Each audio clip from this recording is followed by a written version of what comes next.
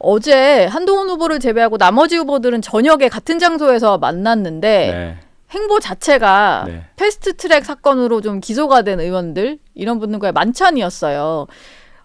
마지막까지 어쨌든 이제 한동훈 후보가 했던 그 패스트트랙 공소 취소 청탁 폭로에 대해서 좀 물고 늘어지겠다 이런 전략 같은데 그게 좀 영향이 있을 거라고 보시나요? 너무 늦었죠. 그거는. 예. 패스트트랙 관련한 얘기가 처음 나온 게 지난주 목요일 토론회 아니었습니까? 예. 5차 토론회에서 처음 나왔고 저희의 투표 시작은 바로 다음 날 아침 9시부터 시작이 됐어요. 예.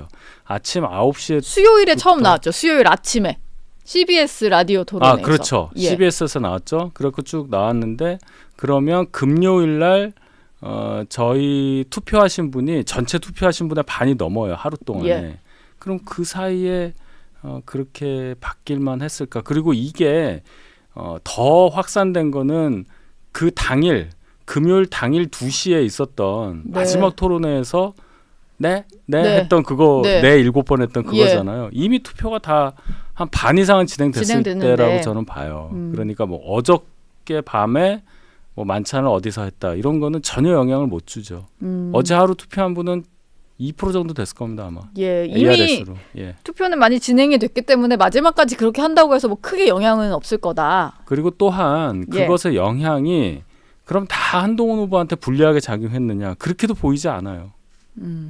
그것을 따져 물었던 분과 또 옆에서 그것에 대해서 지적하셨던 분과 그걸 방어하셨던 분과 모두 다에게 실점이라고 저는 생각해요. 예, 이게 누구는 플러스고 누구는 마이너스가 아니라 따지고 들자면 다 모두에게 마이너스인 뭐 이런 상황. 네, 저는 그렇게 봅니다.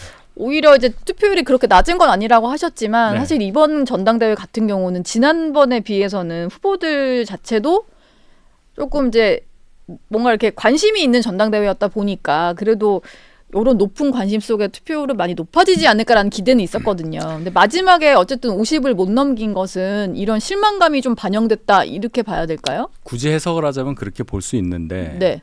물론 이런 일이 없었으면 투표율이 조금 더 높았을 건 같아요. 근데 예. 그게 얼마나 차이가 났을까? 지금 49다.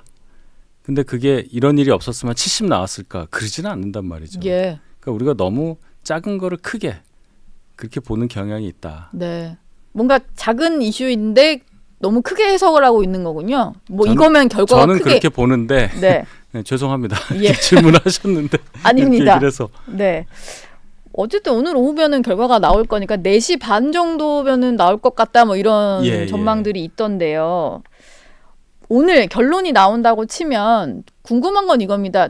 이미 전당대회 과정에서 너무나 많은 그 내상을 입었다고 해야 될까요? 후보들 간에 좀 감정적인 싸움이 벌어지다 보니까 어떻게 봉합을 할 거냐 이것도 좀 궁금하고 아마 누가 되더라도 최우선 과제로는 당 봉합 관련된 메시지가 나와야 될 것 같아요. 네, 그렇습니다. 어떤 것들이 좀 나올 수 있을까요?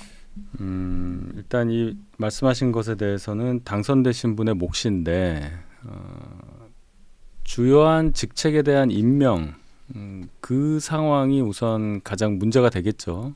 지명직 최고위원 그리고 정책의장도 원내대표 협의는 하지만 당대표가 임명하는 겁니다. 네. 그리고 뭐 사무총장 이런 비대위에 참석하는 분들에 대한 인사가 어떻게 이루어지느냐 그걸 어떻게 할 거냐 예. 당선되신 분이 네. 이제 거기서부터 뭐 용산과의 관계라든지 당내 화합이라든지 이런 것을 짐작할 수 있는 그게 되겠죠.